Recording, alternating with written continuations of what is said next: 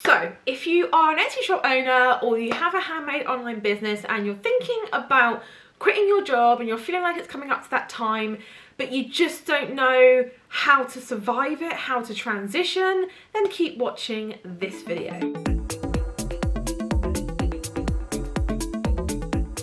Hi everyone, welcome back to my channel. So today is actually a really exciting video. I'm actually really looking forward to getting into this with you guys. Something that I'm really passionate about, and that is quitting your 9 to 5 to follow your passion, to be a creative, crafty entrepreneur and go full-time with your Etsy business or your handmade online business in general. But I made a video not too long ago about when when I knew it was personally time to quit your job, and I gave you some tips and tricks and things like that. I had quite a lot of response from that video asking, okay, but what happens after that? What happens, even before that? What is there, is there some strategies to put into place to make sure that you are best prepped for actually leaving your job and to give you the best chance of post 9 to 5 survival? So that's what I've done. I sat down and relived when I left my job and before, and the steps that I took to make sure that I would stand the best chance of making it work. So the first thing that I did was I actually got a good old-fashioned piece of paper and I literally wrote down the best case scenarios and the worst case.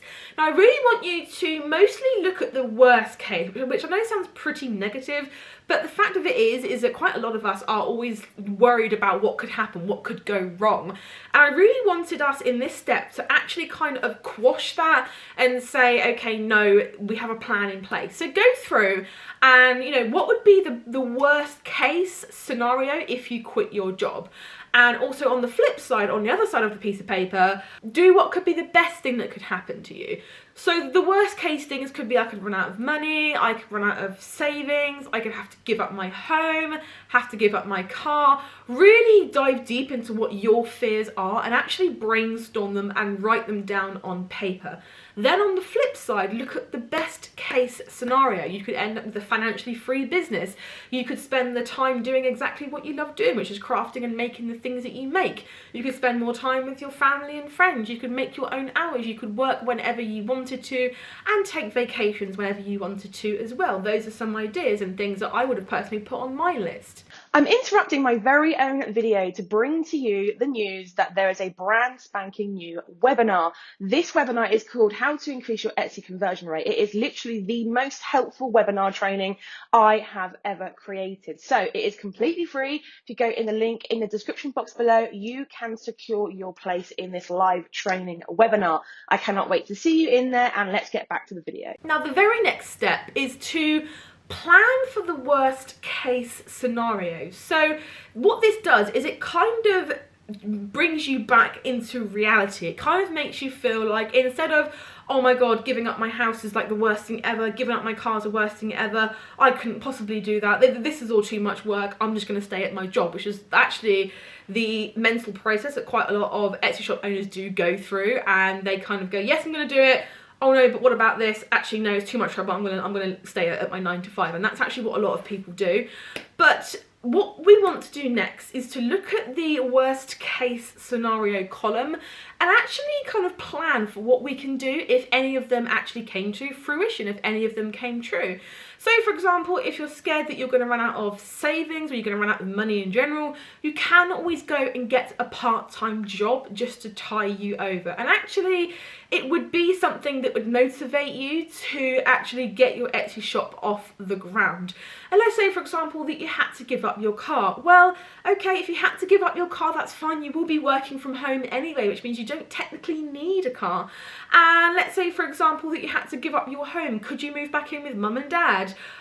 Could you ask a partner to help you out, to support you whilst you get off the ground? What are some things that you can plan for to make the worst case scenario seem a little bit less scary?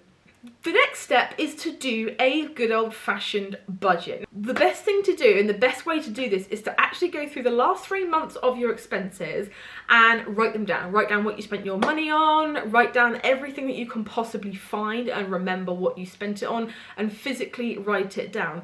And then the next thing you want to do is to have a look and see where you could sacrifice some things, because it's, you know, it's not lost on a lot of you that you are going to have to sacrifice some things in the beginning. You know, if you're making, let's say 60% of your full-time income with just your Etsy shop, then you are going to have to find and make up that extra 40%. And the only way usually to do it straight away is to give up some things. And luxuries are something that you don't have when you are first starting out as an entrepreneur, as a full-time entrepreneur. I gave up a lot. I gave up buying clothes. I gave up literally everything. I didn't have a car. Actually, no, tell a lie. I did actually sell my car. I did sell my car when I knew I was going to leave my job. So I didn't have a car when I actually left my job, but I knew that that was something that I had to give up.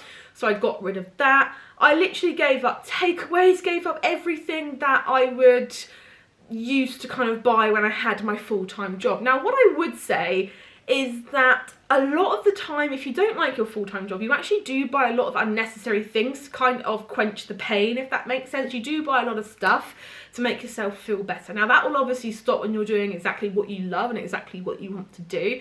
Write it down. Write down an actual budget so you know exactly how much you need to earn to live the way you live. And if you can't afford to live the way you live, then downgrade your lifestyle a little bit. It's only temporary. All of this is only temporary, and that's one thing you really have to remember. Now, the next thing is you've made this choice, you've made your budget, you've decided that you're going to leave your job. Something that I didn't do, and I'm grateful that I didn't do, is speak to anyone about it. I didn't tell anyone. I did tell people towards the end that I wanted to leave my job, and to be honest, I'm thinking that they probably might have told the boss, because it is something that I did blabber about, and I asked them for advice how to quit, knowing that they were quite close to the boss. And in retrospect, that's probably why the boss wasn't actually that surprised when I actually handed in my notice after like 2 weeks. But what I would say is don't speak to anyone about it. People can gossip, I'm not gonna lie. It will probably get back to your boss in some way, shape or form, and you might change your mind. You might be let go quicker than what you thought if your boss finds out and says you're not a team player or whatever and kind of boots you out the door earlier than what you expected.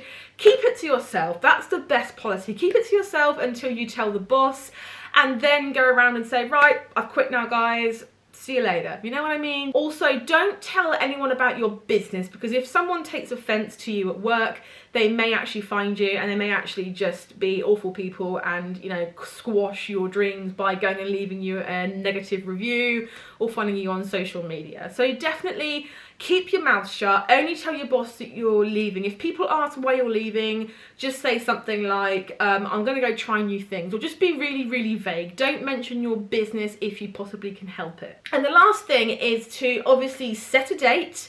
Know exactly when you want to leave your job. Definitely tell your boss, definitely keep them in the loop, and give them at least 2 to 4 weeks notice. The thing with this is that you don't want to leave on bad terms. You don't want to burn bridges. You want to go in there and say, right, I'm being open and honest. I'm going to leave.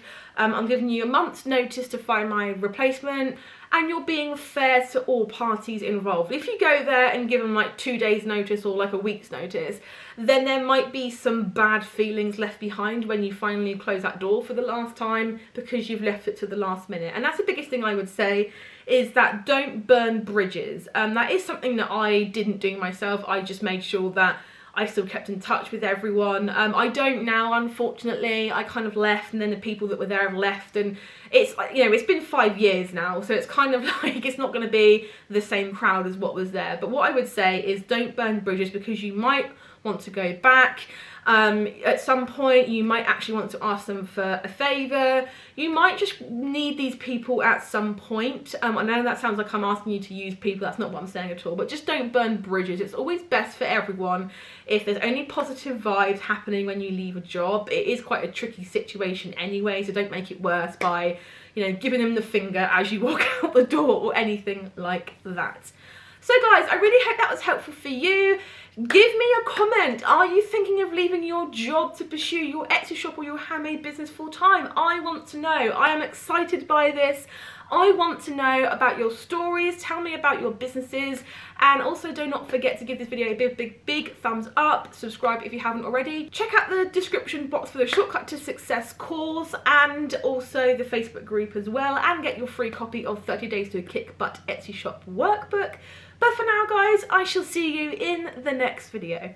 Bye, everyone.